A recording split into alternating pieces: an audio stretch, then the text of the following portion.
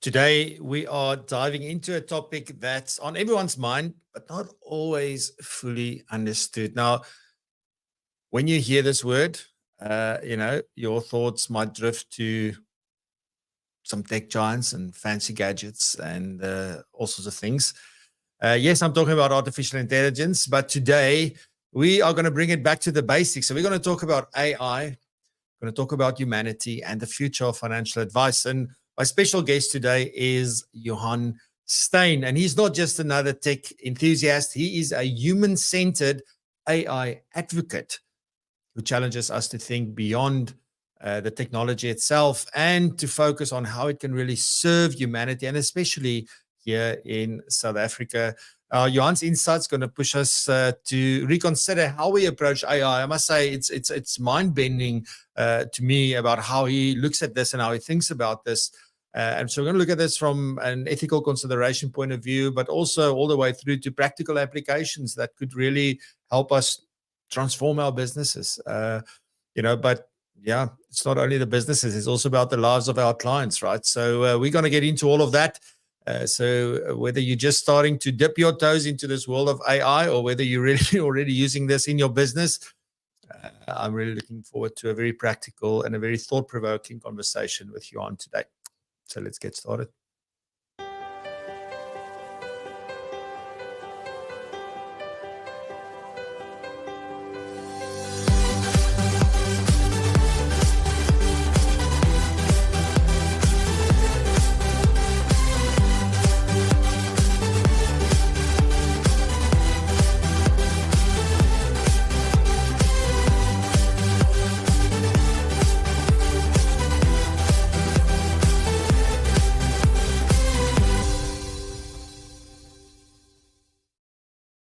Good morning. Well, welcome back to yet another Propulsion Live episode, another Friday. Can you believe it? I still get goosebumps when I say that. It must be the music, I think. But anyway, thank you very much for joining us live. I love it when you show up live. It's great to see you. Thank you very much. Do say hi in the chat, engage, say hi to everybody else who's here and connect. That's really what Propulsion Live and Propulsion, for that matter, is all about. So thank you once again for joining us. As I mentioned in the intro, today we're talking about AI, but we're going to look at it from some angles that you have not thought of yet. I have not thought of those.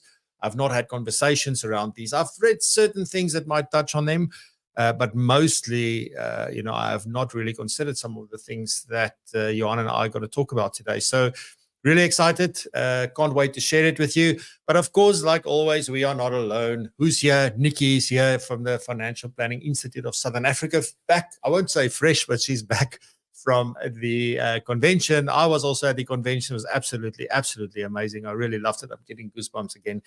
But Nikki is here with the latest in current affairs. Then we also have Razan back today with Brandworks. And today talking about how you can easily introduce your profile me to clients. So sharing you and give you some insights in, even if you just struggle a little bit with how you introduce yourself and sort of make it easy for people to connect with you. Great segment. And then David Kopp is back as well with Bulletproof Your Business. Today talking about the competitive landscape and your value proposition. So getting into all of that. I've got a couple of cool announcements. Hint, hint. If you look there, I don't know, my fingers. Anyway, a couple of cool announcements. And then I'm going into conversation with Johan. So thank you so much for joining us. Looking forward for an incredible conversation and an incredible morning with you. And without any further ado, ladies and gents, let's head on over to Nikki for the latest in current affairs and the news for our wonderful profession.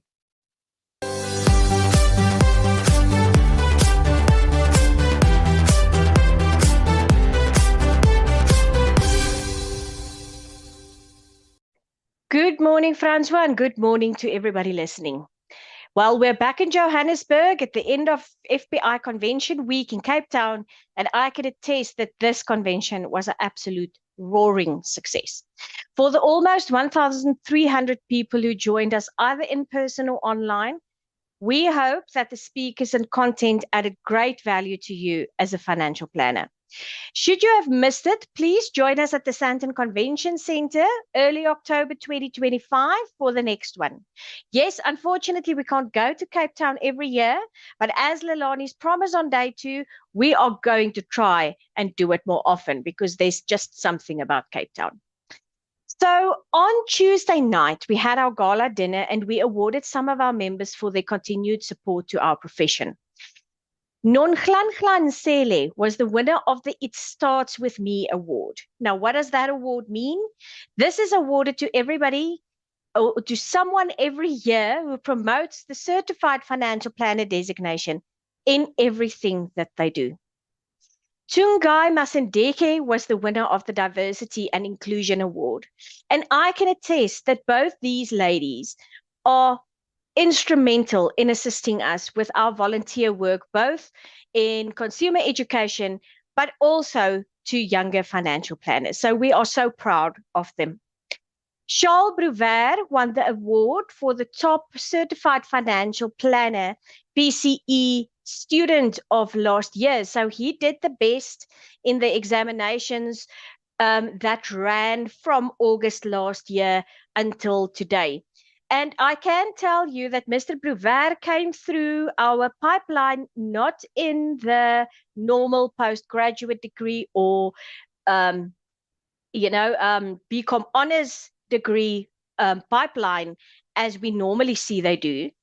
But he actually studied something else, but had enough financial planning experience to qualify for our RPL route. This is quite an achievement, and I can in all honesty say this is the first time that something like this has happened at the FBI. So very, very well done to Charles Brouwer.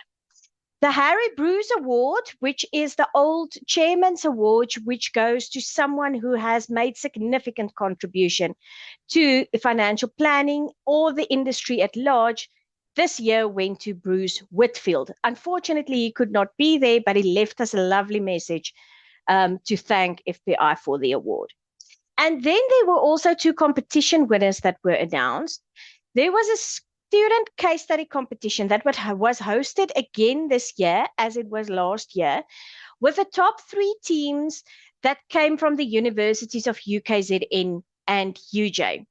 The winners were Team Intercontinental from the University of Johannesburg. We are very proud of them. And some people have already reached out to us to hear if they can find out if they can get the names, because they might want to offer them jobs. So, of course, the big award is the Financial Planner of the Year award. We had brilliant contestants this year, and we are excited to announce that Rudolf Geldenhuys from Wealth Up is the winner of this competition for 2024. So once again, congratulations to all winners. And we are so proud of you, and we're going to be so happy to work with you over the next 12 months to just keep growing this profession. On this note, I wanted to touch on the competition of Financial Planner of the Year, because I know there are many magnificent financial planners who are CFPs on this call. And I thought, you know what, if you are sitting here and thinking, maybe I should enter, but maybe I'm too scared, I don't want to, open myself up to this, or I am scared of the criticism, is it going to be a lot of work? I want you to reach out to us to hear how you can maybe enter the competition next year. I think even the comments that we get back from people who maybe do not make it to the final, who are not in the top 3 or get into the top 3 but do not win, is that the value that you gain from this competition is not necessarily from winning, but actually participating, because you get so much good feedback. So if you want to know how it works, what it will require of you, you are very welcome to send an email to events@fbi.co.za. So once again, I think FBI needs this weekend to just take a breath, and I can tell you that the organization for next year's convention is already underway. So congratulations to all our winners. Everybody have a wonderful weekend, and I'll see you again next week.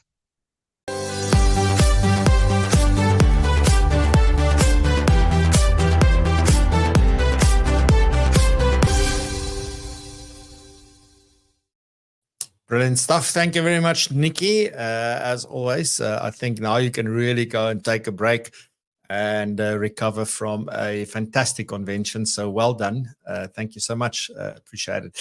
Righty, next up, we have Rizan with BrandWorks. And as I mentioned earlier, she's going to talk about how you can easily introduce your profile me to your clients using some really amazing tools to make it easy for you.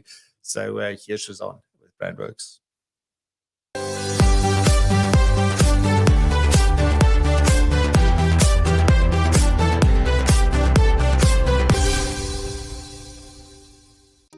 Hello and welcome to BrandWorks, brought to you by Profile Me. Today I'm bringing you a few quick wins on how to effectively introduce your Profile Me personal website to your clients, utilizing a simple WhatsApp message to which you will add your Profile Me link and crafting that message with ChatGPT. But first, let's look at the problem.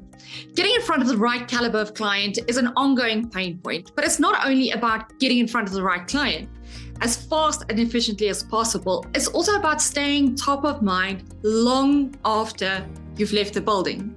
Now, research shows that professionals who consistently remain visible to their clients see up to a 50% increase in client engagement and a 70% boost in referrals. And Profile Me, because it can be saved to the phone's home screen, is just the right tool to do that job.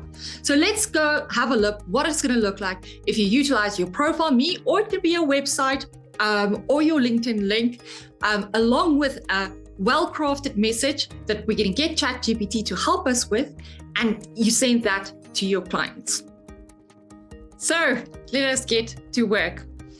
The goal is to create a message that we can use in WhatsApp that will be used to introduce the purpose of your Profile Me to your client, to make sure that that message relays that they know how they can effortlessly add your Profile Me to their phone's home screen, and to also utilize the opportunity not only to get in touch with your client, but to remind them of the value you add and those that they refer to you. And ideally, this type of introduction message or reminder message, you want to work into your process. As soon as you get a new client, you want to get in front of them as fast as possible, and sending your Profile Me is the way to do that. So you want to send that with context and a message. So as soon as you get a new client, make sure you go and grab that message, send it out to them, have your link, wherever the link goes, have that link attached to that throughout their life cycle. Make sure that every quarter you repeat this exercise and remind them that you are around. So the formula that we're using is we're using ChatGPT prompts that I will provide, a standard message that I will provide. And with that, ChatGPT is going to give us a result that you can then quickly, within minutes, copy and paste, put it into WhatsApp, add your link, and voila, you're ready to go. So the formula works as follows.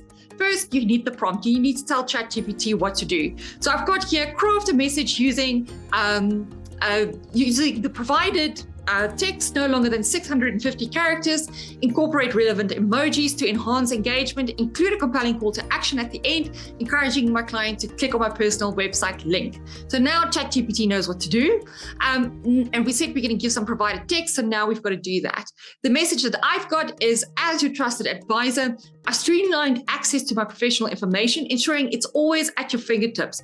By simply opening the link below, you can easily add my Profile Me app personal website to your phone's home screen for seamless access and sharing with family and friends who may benefit from my services. And you can even go as far to personalize it, add tone, add certain parameters, like it's for a retirement client or whatever it might be. Have a look and play around what that looks like. So just a quick recap. You need the prompt to tell ChatGPT what to do. You need the base message, and you can add tone. All of these resources I will provide at the end. So I can't resist. I've got to show you live what this, how this works.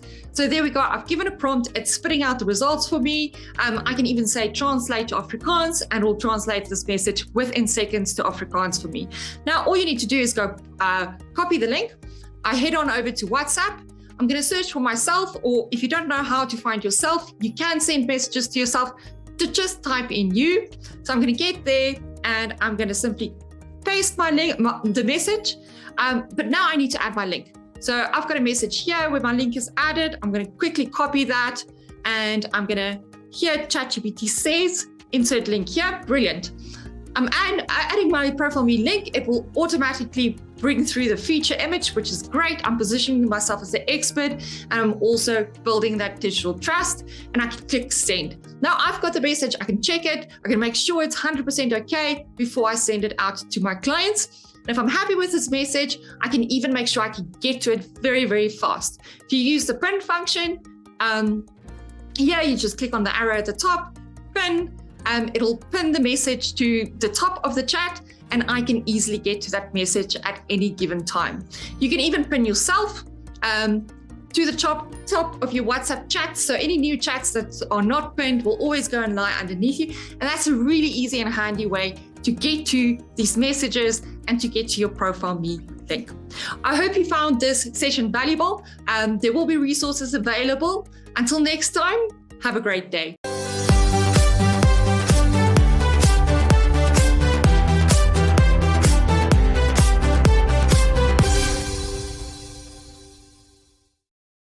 Righty, brilliant stuff. How amazing is that? Righty, next up we have David Kopp, and David is obviously, his segment is called Bulletproof Your Business, and today talking about the competitive landscape and your value proposition. David, over to you.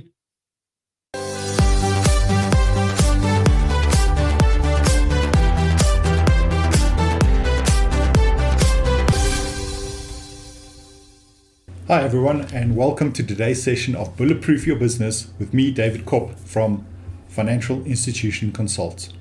Today we're going to be looking at the competitive landscape and your value proposition. In 1979, Michael E. Porter developed a framework for assessing and evaluating the competitive strength of a business. The work focuses on 5 forces of analysis of the structure and dynamics within a defined industry. What's very important about that work is the framework for competition was defined as a specific set of products or services within an industry. Is this still valid in 2024? When we consider the work of Rita McGrath, who states, in a world where we're going from industries to arenas, how you define your competitive playing field can either give you an edge or set you back. So what does that mean? Well, let's consider a practical example from Netflix. Now, you might think that Netflix's biggest competitor is Amazon or Disney Plus. But the CEO of Netflix, Reed Hastings, was quoted as saying, you know, when you think about it, when you watch a show on Netflix and you get addicted to it, you stay up late at night. We're competing with sleep on the margin. And so it's a very large pool of time. So yes, Netflix doesn't consider Amazon or Disney as their biggest competitors. They think the world is big enough for all of them to exist, but they are competing against your ability to go to sleep. So in 2024, the reality is your biggest competition may not come from within your industry. So how our mind shifts needs to change is, rather than thinking that our clients are buying a service or a product from within our industry, think that they're hiring you to create a job in their lives. So how does this tie into developing your value proposition? We still see many financial planning firms define the value what they do by what they do. They're really good at investment planning, really good at retirement planning. The reality is a client doesn't come to you for retirement planning. A client comes to you for something else. They have a particular need that they're wanting to fill. Maybe it's about leaving a job that they actually hate and they don't feel financially secure to do that. Maybe it's about taking their hobby and turning it into a living. It might be about moving to a place which they really want to live, but jobs or financial security is constraining them from doing them. You're not planning for retirement or doing investment planning, you're helping them to solve that problem. Your value proposition and processes needs to be developed around your client's needs and stated around your client's needs. What you do, i.e. the investment, the retirement planning, might be to fulfill those needs. I hope that's giving you some insight into defining your competitive landscape and your value proposition. Now, the next question we get around that is, yes, but how do I charge for this? Or how do I remunerate my advisors? In order to answer this question, we have developed a full-day workshop, which we are hosting on the 17th of September in Johannesburg. This workshop will cover off on developing a client charging methodology as well as an advisor remuneration policy that will help you meet your value proposition. It will be a full day workshop of intense learning and, more importantly, doing it. You will work out of the workshop with a perfect foundation to implement a model for both client charging and advisor remuneration. Please visit our website ficonsult.co.za to learn more about this and to reserve your seat. Now, before I let you go, I cannot go without a bright thought. So did you know that sloths can hold their breath for longer than dolphins? By slowing their heart rate, sloths can hold their breath for up to 40 minutes, when dolphins need to come up for air every 10 minutes. Something you didn't think you need to know, but you did. Thank you very much for listening, and back to you, Francois.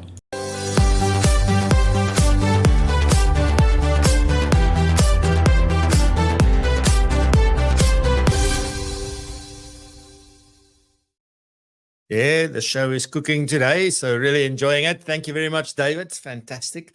Right, so I've got a few quick announcements. Going to make it as quick as possible, and but I've got some great stuff to share with you.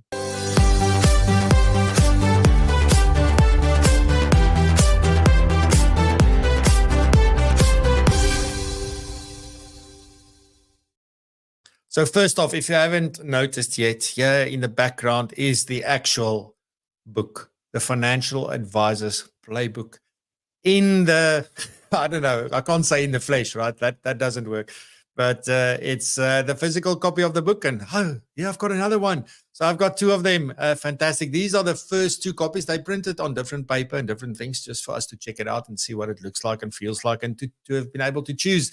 So the one I'm holding in my hand is going to be the final version. This is the one that we are going to make available, and they're out to print. The order is through. They're being printed as we speak. So we are sending copies to all of the authors, and then we will be announcing in the next, by hopefully the end of next week, very early the week thereafter, it will be available on Takealot, and you will be able to order the book then from there. There is a link down below. So join the waitlist, because we're going to send an email to the waitlist first.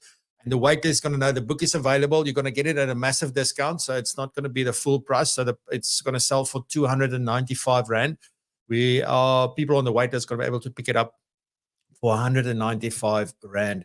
So if you don't need the book, you want to read it digitally, you can find it on Amazon, on Kindle. So you can just download the Kindle app. And you can go and buy directly on Amazon. It's available everywhere on Amazon. It costs roughly the same in Rand terms as the full price for the book. So there's no discount on that. But the physical copy of the book, I joined the waitlist, and you can get this amazing book written by 14 different authors. I don't know, probably we can read that or not. But amazing people who've joined in to write this book, full of gold, evergreen stuff that's going to make a massive difference to your business. So thanks again to everybody that's involved. Thank you very much to Atu for sponsoring the design and the layout and some copies for the authors and all sorts of stuff. Really appreciate it. Without you, we couldn't have done it. So thank you very much. Alrighty, so that's it for the right book, or the book that we wrote, rather. I still call it by the name we called the challenge that we did. Anyway, there's a long story behind it. So then next up, the other thing I need to share with you is that we've got the Day of CPD. So you'll find the link down below. There's an email going out where you can book. Tickets are 450 Rand a ticket. And you can get your tickets for the next event, which is on the 11th of September. So Wednesday, the 11th of September. We really have an incredible lineup, which we're really looking forward to. So maybe I can quickly just share the agenda with you on screen here. There we go. So let me share that with you. Hold on one second. There you go. So there's the agenda that you can see. Really amazing stuff. So we've got Benny Gous is going to continue his series on advice engagement. It was a fantastic session in the first one that we did in July. Now he's continuing with proactive advice engagement. Then we've got Evan and Andrea, who's going to be talking about empowering wealth through outsourced investment expertise. We've then also got Razan, who's back with the next in her series with the Digital Savvy Advisor. And she's going to delve into quick wins to master word of mouth and WhatsApp marketing in 2024. So looking forward to that. Then David Kopp is running a session on market conduct, a journey of 13 years and counting. Can you believe that? Then also we have Leanne Cape, who's phenomenal. If you haven't heard Leanne speak before, she also spoke at the Global Financial Planning Conference and was really, really great to listen to her. She's talking about shaping your advisory practice to engage the next generation of investors, which is obviously a very important one. There's so many talks that I've been a part of, or conversations I've been part of, interviews I've done, where people are talking about the great wealth transfer and all of that. So really pertinent topic for this day of CPD. And then lastly, we'll have Martha Kukamu, who's going to talk about the numbers that matter and how to build value. So looking forward to that as well. So again, a full day. We've built in a little bit longer breaks this time. So there's 20-minute breaks in between. But all of these are happening all on one day for your next lot of CPD points, right? The whole idea behind the day of CPD is to really be able to get to your, to meet all of your regulatory CPD requirements and have a big chunk of your any other CPD requirements you might have done by February next year. Just attend our events, right? So you're going to earn CPD for being there live. We'll make the recordings available. Yes, there will be recordings. We'll make the recordings available, but you won't earn CPD when you watch the recordings. You only earn CPD when you attend the live events. Pretty much like any other in-person event, right? If you're there, you get the CPD. You're not there, you don't have a CPD. You leave early, you don't get CPD, or you have less CPD, whatever the case may be. So exactly the same thing in this scenario. But great content, great speakers, great presenters, great value. Please come and join us. We'll put the stuff down below. And remember, our Propulsion members attend for free. You don't pay to attend, so you'll just register. So also just remember that. So if you're not a member, consider becoming a member. Then save the date. Please save the date. The 9th of October is when our summit is happening. So Ascend, and more information about it will be made available. But this is where we look at the profession and the trends and all sorts of interesting things, where we're headed, where we're going. So keynotes, presentations, and maybe a panel discussion is what we are looking forward to. So not on sale yet. We'll let you know when that goes on sale. But do save the date, the 9th of October from, I think it was 8:30 in the morning until 1 or something like that. But it doesn't matter. We will have to see you there because you can't miss out. Then lastly, we're busy running the Microsoft Excel training for Propulsion members, headed up by Liana and presented by Liana, put together by Liana. And we're sort of halfway through that. So that's every Wednesday at the moment. So looking forward to the next one as well. So again, if you're not a Propulsion member, click the link down below, learn more about Propulsion. If you don't know how to click on a link, get in touch with me via WhatsApp. I will explain it to you with love. And hopefully we can welcome you to our amazing community, because there's so much you get from what we do. Right, ladies and gents, if you haven't subscribed yet, I usually forget to ask people to subscribe. I'm not big on that, but we are growing the channel slowly but surely. I believe with the right people who see the value, who find the value, who enjoy. But there's so many of you watching what we do, and you tell me that you do, but you haven't subscribed yet. So if you would really like to help us out, please do subscribe. If you don't want to, you don't have to, but it will really be great if you can support us in that way. And another way that really helps us is give us a thumbs up, like this video, and share it on social media. Send it on WhatsApp to your friends and your colleagues and your teams and all of that. It really helps us a lot. Right. So enough with the marketing and the sales and stuff, Francois. Let's get on with the show. Now, as we head on this, you'll see my background is going to change because I've already had this conversation with Johan. But here you go. So this is an incredible conversation. I get goosebumps again. It's, there's things that Johan and I spoke about that's really going to blow your mind, and things that you think, oh, you haven't thought about that even. So with that, here's my conversation with Johan.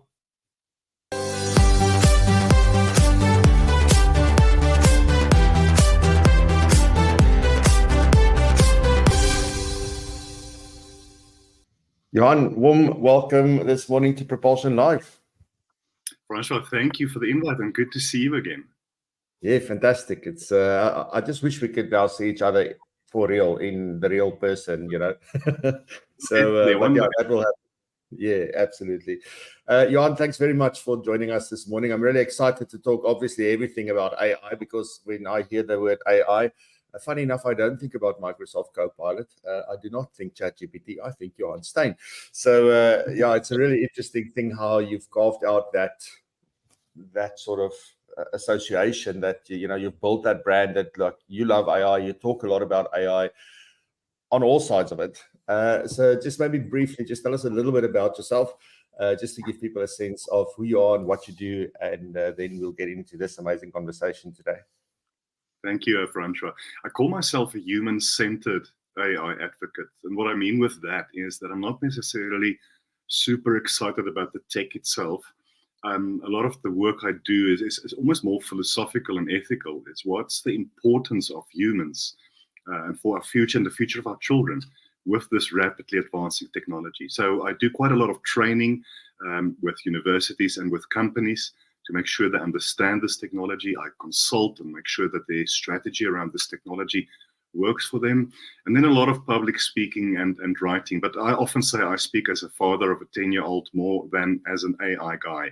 We have to think seriously about our children's future and how this technology will potentially very negatively impact the world we live in. Yeah, that's amazing, Johan, because I think, obviously that's a consideration that some people have, but I think a lot of us are just like, oh, what is the latest, greatest thing that we can do and all of that. So this is going to be a really exciting conversation for me and for everybody listening. You're also now part of the working group on AI strategy in South Africa specifically. I know you do work all over as well. But what do you see as the most pressing of challenges in developing our national AI framework? Because that's the interesting part, right? The EU has come out with their legislation. I'm not sure about the US actually, but the EU is always acting on these kinds of things, and we want to follow suit. So, what are some of the challenges? Yeah, look, it's been more than 3 years since we had the report on the Presidential Commission on the Fourth Industrial Revolution. I was always worried, and I spoke and wrote about this a lot, that there doesn't seem to be a lot happening. We can't wait too long to start enacting and working on some sort of regulatory framework. But luckily, there is a lot happening. So this working group, there's quite a lot of people involved. I'm very happy that it's not just academics or people from the government. They also have included quite a lot of people working in the field. So, we can learn a lot from the EU's AI Act, like you referred to. In fact, there's a lot of countries in Africa already, and of course across the world, busy working on these things. So I think we shouldn't reinvent the wheel. We should take what we can learn from, especially the EU Act. But then we also have to make sure that it's uniquely African and South African. We have societal issues that's not necessarily as prevalent in the so-called global north, Europe, Northern America, China, and the like. We need to look at our joblessness, which will possibly increase even more with this technology. Things like chatbots, we have more than 3,000 languages and dialects in Africa. And only a very, very small percentage of those languages are served by AI or conversational AI technology. The same is true for education and healthcare. I always say we need African solutions created by Africans for Africa. So I think it's good that this working group is busy. We need to make sure that it's not overly academic. Of course, it's a process. We need government's involvement. We need various stakeholders, but at least it's happening. I just hope that it will happen at pace and won't take too long. Regulation is there to protect us. When we started driving cars and there were the first few car crashes and people died, that's when the regulation of seatbelts came in. Now, the question with AI is what needs to go wrong, and to what extent will that be quite severe for us to really make sure that we increase our speed with regulatory frameworks. But things are happening. We should support it. And I can't stress how important it is that we get it right, Francois. It's absolutely crucial. I can't remember. It's quite a while back that I listened to an interview. I can't remember the guy's name, escaped me now, but he was also from Google before, and he's obviously very instrumental in all of this stuff that they've built at DeepMind and so forth. And he was also very concerned about it. In fact, he wrote a whole book about this topic because I don't think we talk about or think about this enough. I'm quite interested, just maybe, Johan, I mean, you mentioned the global north. How does our approach to, getting the regulation together for AI, how does that compare to what the global north is doing, or how they're doing I think, it? yeah, look, there's a lot of principles that we share across the world in how it impacts humans, our work, our ability to find work, again, healthcare and education. So you'll probably see that about 80, 90, maybe even more % of every country's regulatory frameworks will be very much the same. We can also not as a country create frameworks that essentially excludes us from doing business with Europe and other areas. So it's like with GDPR and POPIA, our privacy regulation is fairly closely aligned to Europe's GDPR. We'll probably do the same.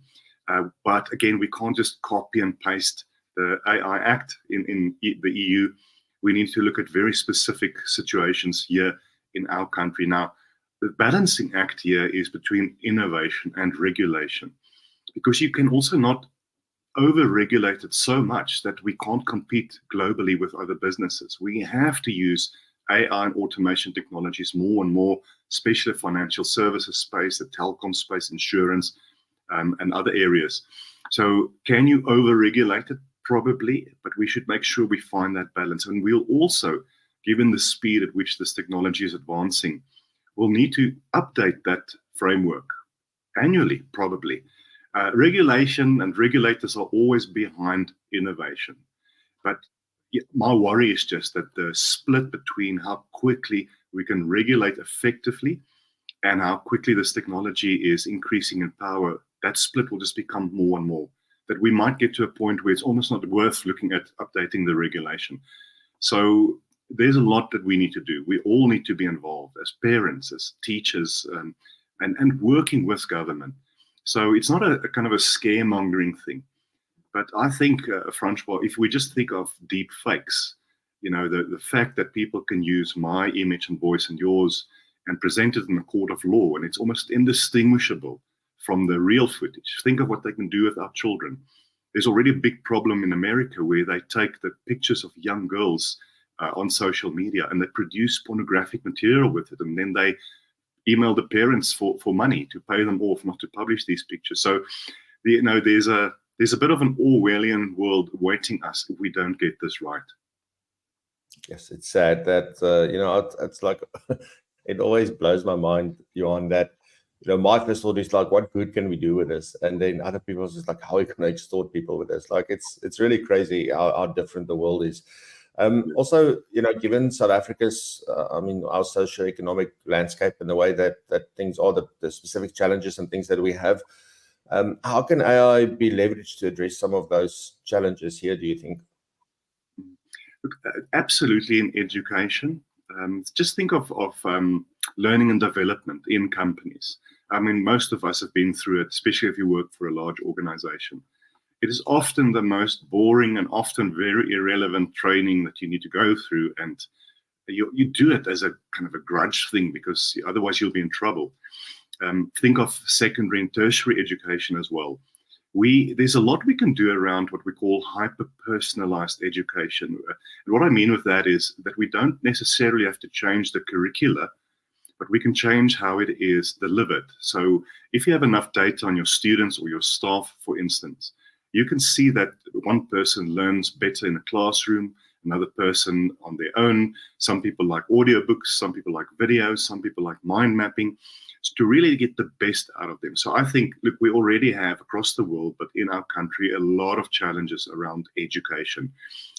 I don't think we are preparing our youngsters for the work and to be the workforce of tomorrow because of the rate of technological change.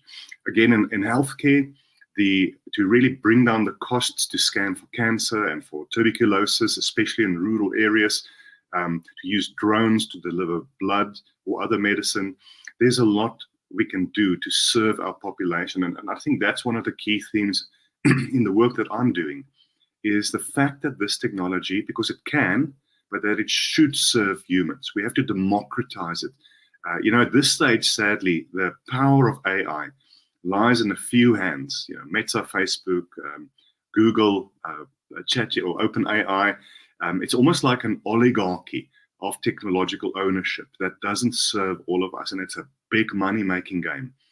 So again, if we do it right, if we look at the societal problems we can solve for, we can definitely use AI. Another thing is predicting weather patterns. We've had a lot of severe weather instances over the last few months, flooding, etc. Can we predict it better through AI and make sure that people are moved from the areas that will probably be hit by a tornado? The other one is uprisings, like we had in KZN some months back. Can we look at, without infringing on people's privacy, but look at chatter on the internet and on WhatsApp, etc., to pick up where there might be a terrorist incident or an uprising? So again, it's there to serve the population and to serve people. The police should be using this technology like crazy, security firms as well.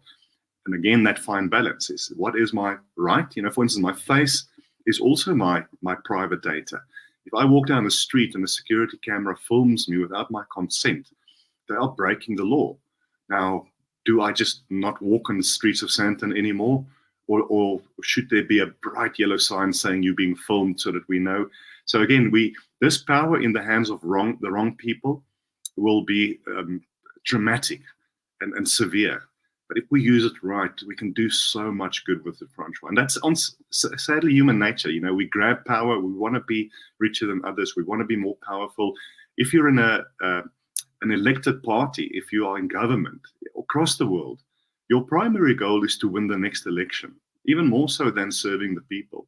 Now, imagine what governments can do, spying on people, changing their minds, which we see already.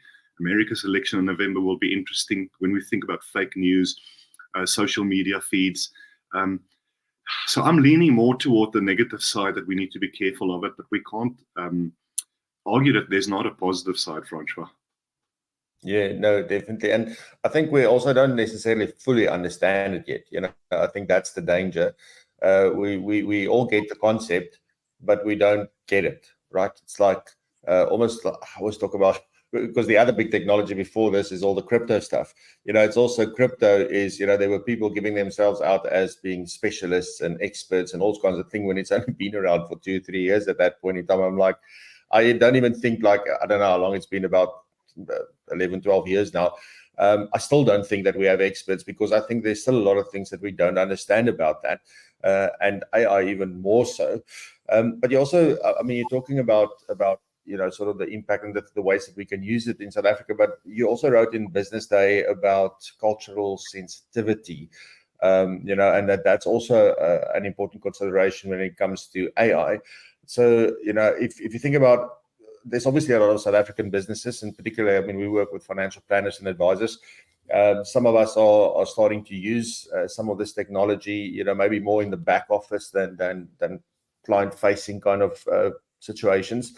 But one of the things that we need to be really cognizant of, if we develop apps or if we incorporate AI into what it is that we do, and particularly, I guess, when it comes to the client-facing side of things. Francois, so important. So basically what spurred me to write that article, I think it was last week, was the Olympics opening ceremony. That was very controversial because it looked like they were mocking the Last Supper. So obviously a lot of people who are believers were very offended by it. But if you know Greek mythology, you would have recognized that it's Bacchus and his cohort, and that's what they were celebrating. But it made me think of the fact that we as humans, we are symbol-driven creatures. We think through symbolism. We tell stories through symbolism and metaphors. And we need to just keep in mind those very sensitive cultural nuances when we especially have applications and platforms that deal with our customer base. Think, for instance, of chatbots or conversational AI. We mostly use English chatbots because it's already developed. The data sets are there.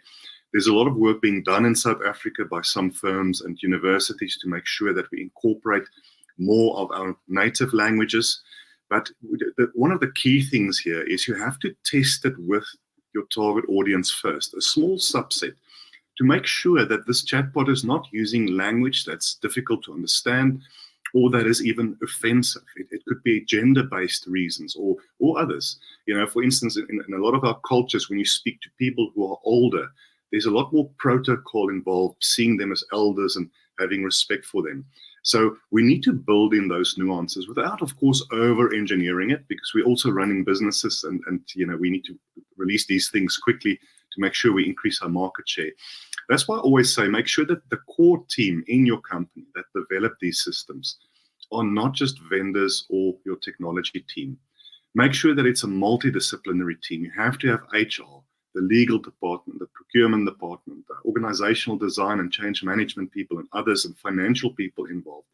But then, of course, you need diversity. Make sure that that core team is multi-cultural, multi-ethnic, and so forth, just to make sure that the bias that we have, because we all have biases, and that's not bad, it's human nature, as long as we're aware of it. If I build an AI algorithm, it will probably be a result of who I think somebody is and how the world works. An example I often use, Francois, is if I have to build an algorithm for a bank to look at all their customers, so say 600,000 customers, and to try and identify family units, because we might want to sell educational banking products or others. My worldview is that a family is a man and a woman, potentially with children, and that's correct. But then a colleague needs to say, what about same-sex couples? What about people who can't or don't want to have children? What about single parents? And there's probably 12 or 13 iterations. So we will build things in our image. It's human nature. But when we build something, especially for our customers, make sure that the customers have a voice, but also that the team internally that build it ensures that it is culturally relevant to the target database. So it's not just the tech, it's the human aspect on top of the tech that we really need to think about. Okay, that's great. Thanks, Johan. Then also, as an educator, I know, that's a big passion. Well, it seems like you and I share a lot of passion. We share passion for speaking, we share passion for education, we share passion for AI, albeit maybe different parts of it. So it's incredible to have this conversation with you. But particularly as an educator, which skills do you think is really, really crucial for South Africans specifically to develop and, to enable them to thrive in this new AI era that we are already in? I don't think it's not coming anymore. It's definitely here. Yeah, look, I think there's two sides of that answer, Francois. On the one hand, there is a technology lens. We live in a technological world, and a lot of our youngsters, and that only includes obviously those who have devices like iPads and phones, smartphones and the like. I even see my son, he discovers stuff on our smart TV or smart speaker that I didn't even exist. But that's a small portion of our population. But to make sure that our youngsters understand technology, that they don't fear it, but also that they understand how to use it responsibly. There's a lot happening at this stage regarding sexual predators online, because they're powered to automate and to customize the messages to youngsters is incredible, especially if you use large language models. So our children should learn that when they chat to a chatbot, for instance, not to reveal private information. My son was speaking to his smart speaker a year ago, and this app started asking him what is his daddy's name, where do we live, and which school is he? And I had a backflip over my desk to stop this whole thing. So, but they shouldn't fear it, but they should use it responsibly. So to enter a workforce where they are familiar with computers, what computers can do, prompting large language models. So that's the one hand. On the other hand, there are skills that we will need that's not technological. And that's things like critical thinking, problem solving, working in a corporate, for instance, or with a team, understanding the politics, how to encourage colleagues, how to deal with depression, how to work with money. So it's those two lenses that I think we need across the world, but especially here, because a lot of children don't learn these things at home. Parents almost outsource that responsibility to teachers, and they don't have the capacity. We as parents should teach our children those things. How to treat women with respect. It's a big thing I'm trying to do with my son.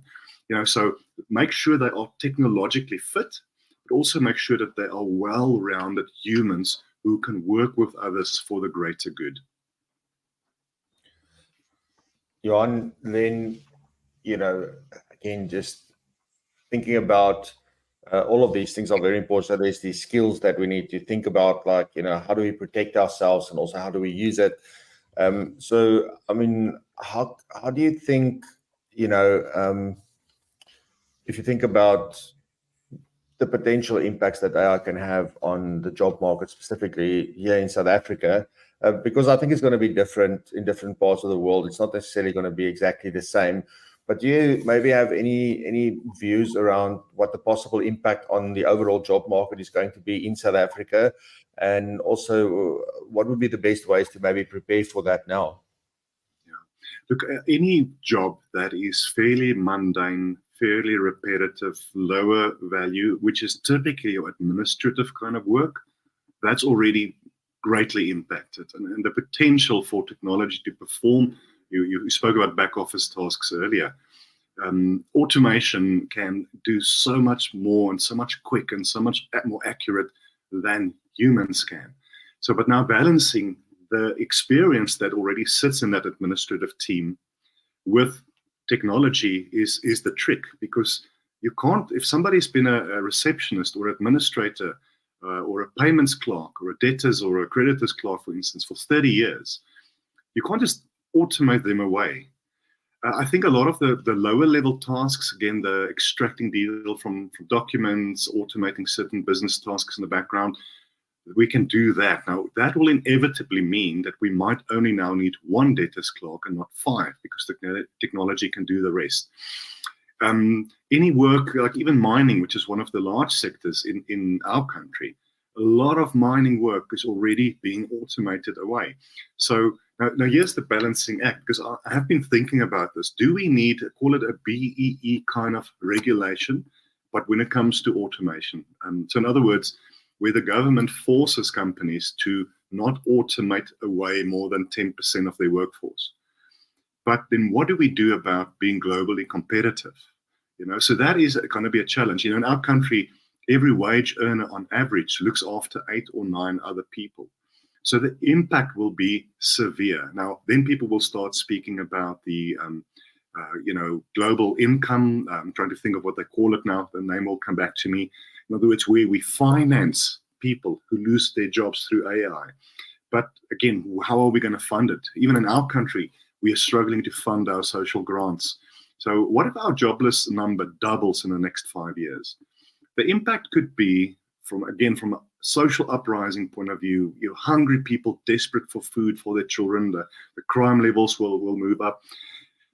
Again, it comes back to education. It comes back to being globally competitive. There's a lot happening in our country where organizations like Bepesa are bringing in call center work into our country. They're doing great work with a number of organizations. We culturally, we adapt to a lot of other countries with our sense of humor, with our diversity. But we should create 10,000, 100,000 more jobs from call centers. But now call centers are being automated by conversational AI as well. So I think there's a long answer, Franswa. The point is, I don't know what government can do. We need to figure it out. But I think the right regulation, bringing in more business, the right kind of education is a good place to start. Yeah, definitely. And I think, the education part of it's just going to be more and more and more important as we figure out other things to go and do with our time. We're going to need to figure out, like, how do we do that? And that's going to be so important. Johan, as far as you think about everything that we've spoken about today, which is quite interesting to me, and there's a lot of things that you mentioned that I have not really even spent 1 minute to think about. So thank you very much for that. I think a lot of people listening are exactly like, oh, I need to consider this. But if you think about all the AI regulation and also innovation and things that's coming, and how these two are going to try and balance each other out, what do you think what that's going to look like in the next 5 years or so? Look, I think, again, a lot more regulation across the world.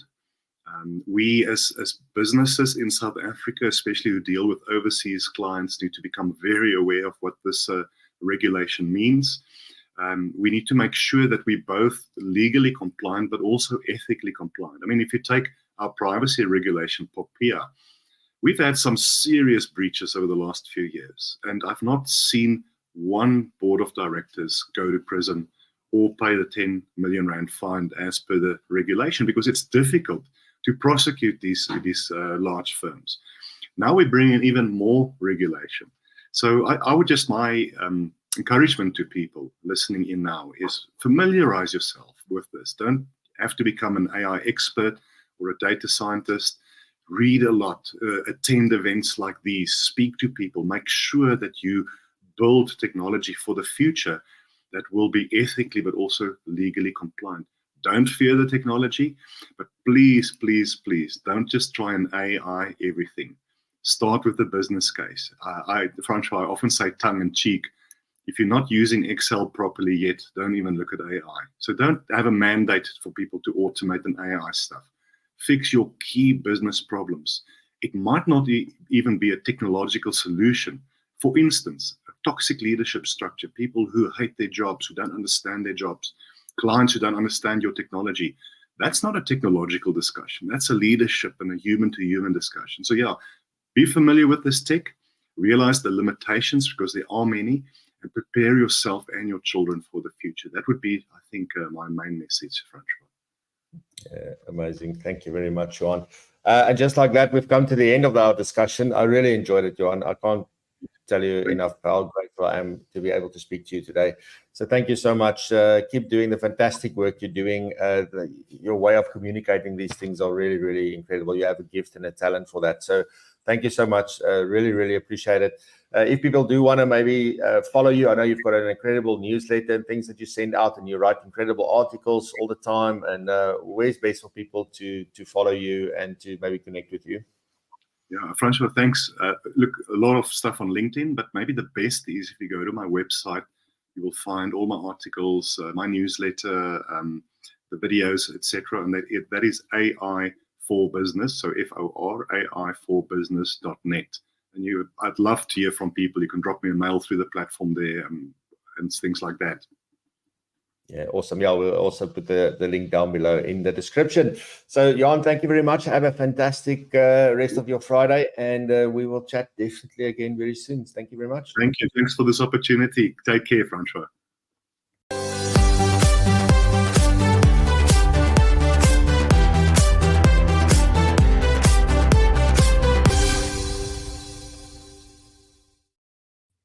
Thank you so much, Johan.